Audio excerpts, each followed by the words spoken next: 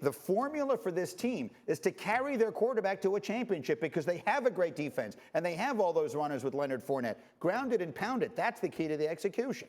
Well, I look at it this way, Greeny. I finally saw a little New England offense where Brady's going to be more comfortable in it. But it's interesting because we talked about communication. Dan, you talked about it in that the fumble. Yeah. All right.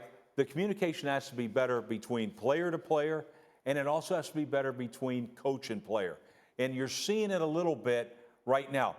You know, Bruce Arians and Byron Leftwich, you got to meet Brady halfway. Let's get more input from Tom Brady in this offense.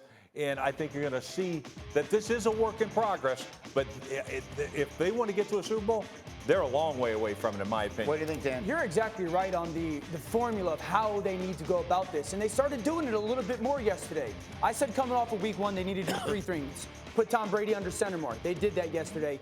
Get Mike Evans involved with his touches earlier on. They did that yesterday. And then throw the ball to the running backs more. And they did that yesterday. So that was really good.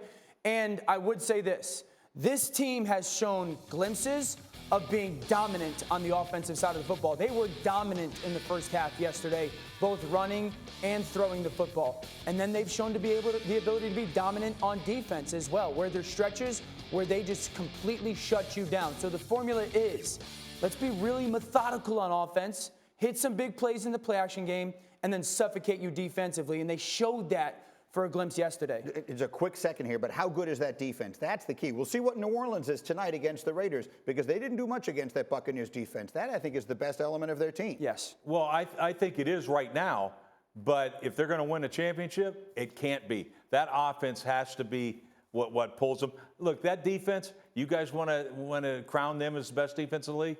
I don't believe they're close. I don't think they're close to Baltimore. I don't think they're close to Pittsburgh. May not be the best defense in the league, but I think it's the best unit on their team.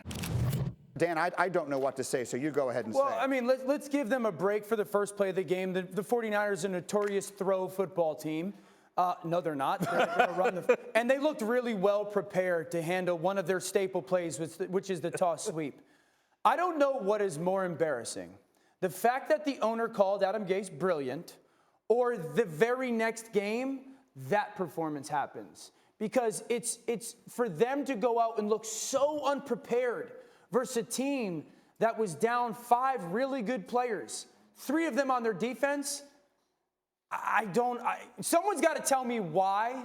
Someone's got to tell me why he's still the leader of that football team. Rex, what did you see yesterday, real quick? Well, I thought it was impossible to look worse than week 1. But it did. Yes. And I feel embarrassed because I'm like, well, the Jets can at least play run defense. This will be a close game.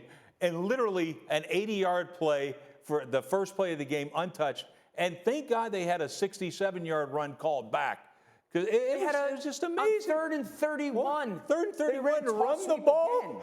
The good thing is their young quarterback looks like he's getting better. Yeah, unfortunately, look, he's moving in the wrong direction. That thing says they're projected to win 5 games this season. Why? They're going to play in the ACC?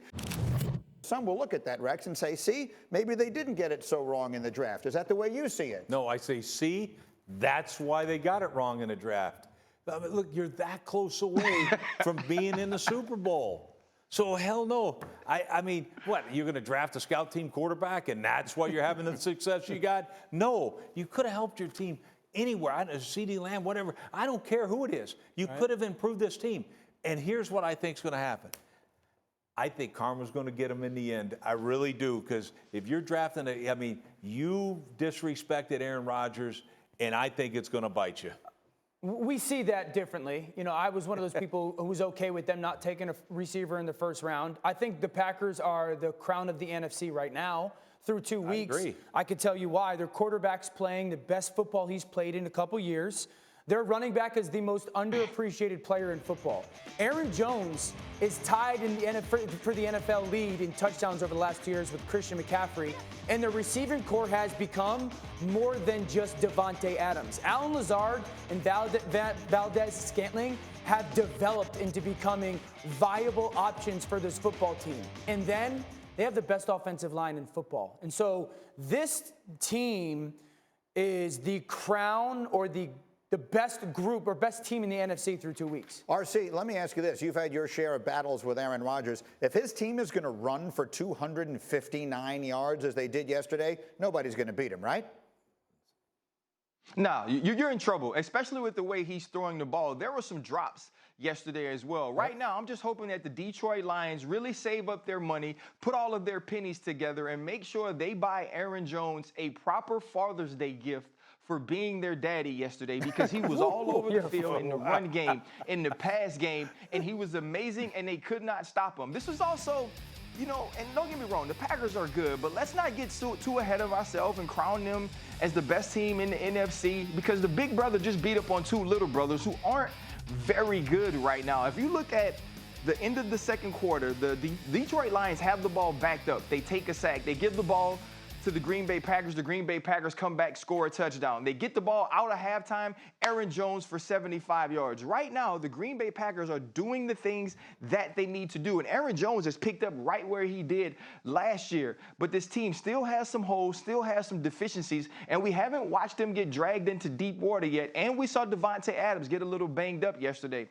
For me, when Rex starts to talk about karma, that would be the karma.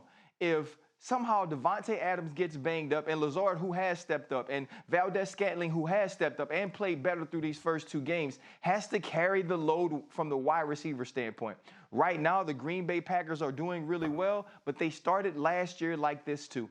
Let's see what happens as the season gets long. I totally disagree with that. We saw Davante get beat up last year. He got banged up last year. I think he missed 4 games. I think they went 4-0 in those football games. And I'm telling you, those two young receivers have become difference makers. They have grown and developed.